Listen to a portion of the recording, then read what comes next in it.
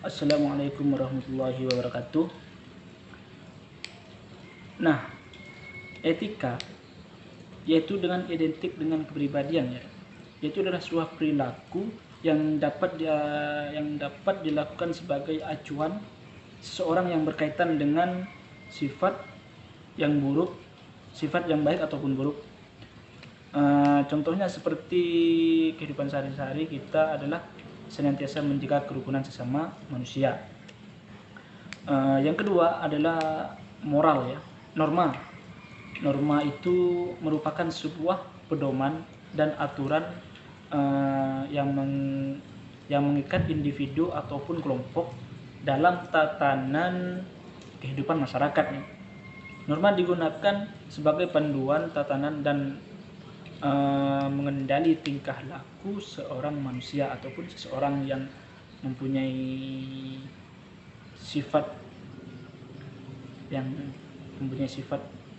normal.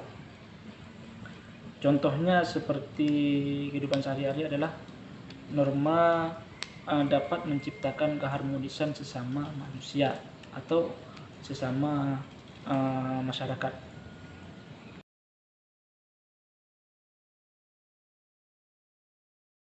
Yang kedua adalah profesi dan profesional. Perbedaannya adalah profesi merupakan suatu keterampilan yang terdapat dalam prakteknya didasarkan atas suatu struktur teoritis tertentu dari beberapa bagian pembelajaran ataupun ilmu pengetahuan. Yang kedua adalah profesional, itu adalah istilah dari seorang yang menawarkan jasa ataupun layanan sesuai dengan protokol dan peraturan dalam bidang yang dijalani dalam suatu bidang yang dijalaninya dan menerima gaji sebagai upah atas jasanya.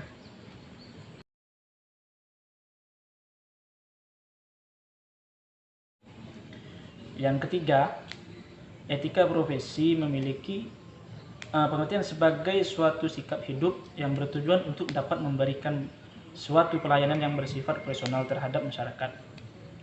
Hal ini bisa dilakukan dengan adanya keahlian atau keterampilan atau bahkan pengetahuan yang dimiliki oleh seseorang sehingga orang tersebut dapat memberikan pelayanan pada masyarakat. Segala pekerjaannya itu juga dapat dilakukan dengan penuh bertanggung jawab. Jika Anda memiliki etika dalam menjalankan tugas dari jabatan Anda, maka hal ini berarti bahwa Anda telah menyadari etika dari profesional Anda. Sikap etis ini memang haruslah dimiliki oleh seorang profesional dalam bekerja. Bahkan sikap etis ini sudah seharusnya menjadi semacam prinsip dalam hidup seorang profesional.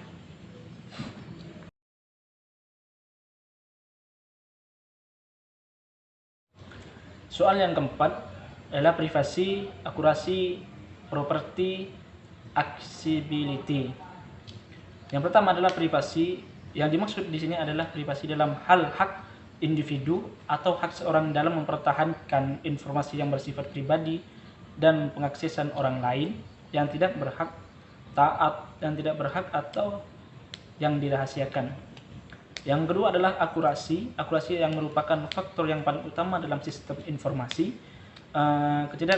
Ketidakakurasian sebuah informasi dapat menimbulkan hal yang mengganggu, merugikan, dan bahkan membahayakan diri sendiri, bahkan orang lain.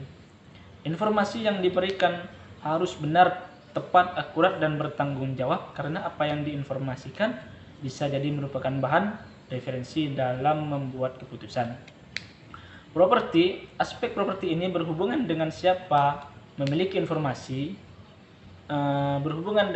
pemilik informasi, bagaimana harganya atau bagaimana kadar sebuah informasi itu sangat diperlukan, bagaimana sebuah informasi itu mengalir, dan siapa saja yang boleh mengakses kepemilikan dan nilai informasi, hak cipta intelektual yang paling umum berkaitan dengan IT adalah perangkat lunak. Yang keempat adalah accessibility, berhubungan dengan informasi apa yang dapat diperoleh seseorang berhubungan dengan informasi apa yang dapat diperoleh seseorang atau organisasi, dan dalam kondisi seperti apa. Fokus dari masalah akses adalah pada penyediaan akses atau semua kalangan.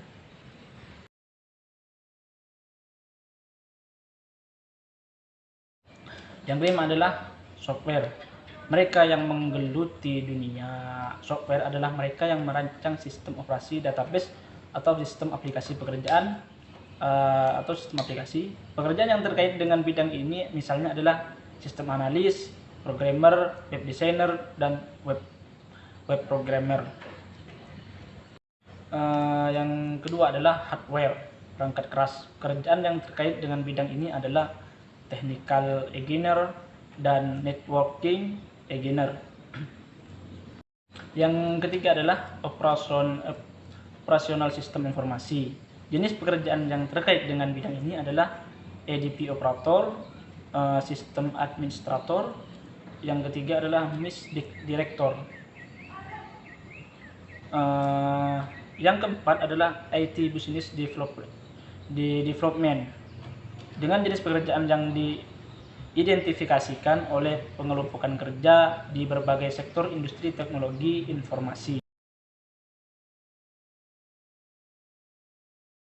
Yang keenam adalah pencegahan dan penanggulangan cybercrime, yaitu ada beberapa pencegahan, yaitu yang pertama adalah lindungi gadget, komputer atau perangkat lain dengan langkah yang digunakan.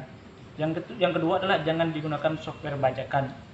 Yang ketiga adalah pasang perangkat lunak keamanan yang up to date. Yang keempat adalah menggunakan data encryption. Yang kelima adalah selalu memiliki sikap waspada. Yang kelima adalah selalu memeriksa data bank dan data kartu kredit secara teratur, dan masih banyak lainnya juga.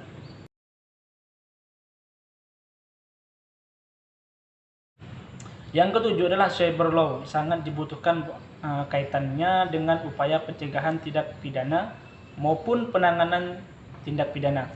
Cyber law akan menjadi dasar hukum dalam proses penegakan hukum terhadap kejahatan-kejahatan dengan sarana elektronik dan komputer, termasuk kejahatan pencurian uang dan kejahatan terorisme.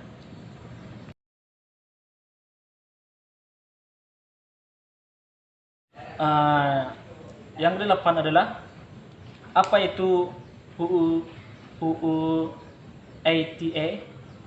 Kepanjangan UU ITE adalah Undang-Undang Informasi dan Transaksi Elektronik, yang disingkat dengan UU ITE, atau Undang-Undang Nomor 11 Tahun 2008 adalah UU yang mengatur tentang informasi serta transaksi elektronik atau teknologi informasi secara umum.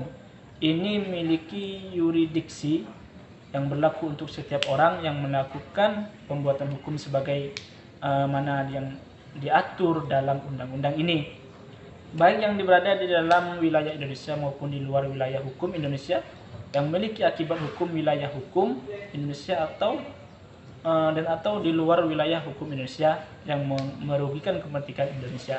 Contoh kasus Kisruh Luna Maya yang kabarnya yang dituntut karena melecehkan profesi wartawan,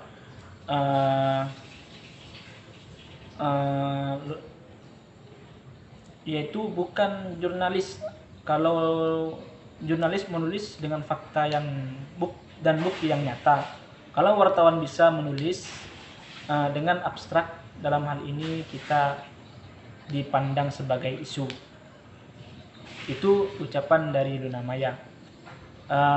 Infotainment dengan kata yang tidak baik, pembunuhan dan pelacur, semakin hari kasusnya semakin ramai dibicarakan di setiap berita. Pendapat yang mengatakan bahwa penghinaan ringan tidak termasuk dalam cangkupan pasal 27 ayat 3 UU ITE. Alasannya disebabkan pertama, kualifikasi pencemaran disebut dalam pasal 27 ayat 3 secara tegas apabila membentuk UU ITE menghendaki penghinaan ringan termasuk di dalamnya. Mestinya kualifikasi penghinaan ringan dimasukkan pula di samping pencemaran, padahal kenyataannya tidak.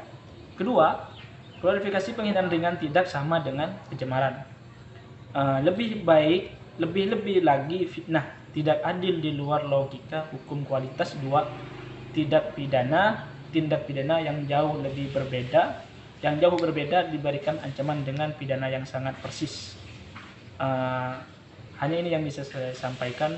Apabila ada salah kata ataupun menyinggung perasaan kalian, saya mohon maaf.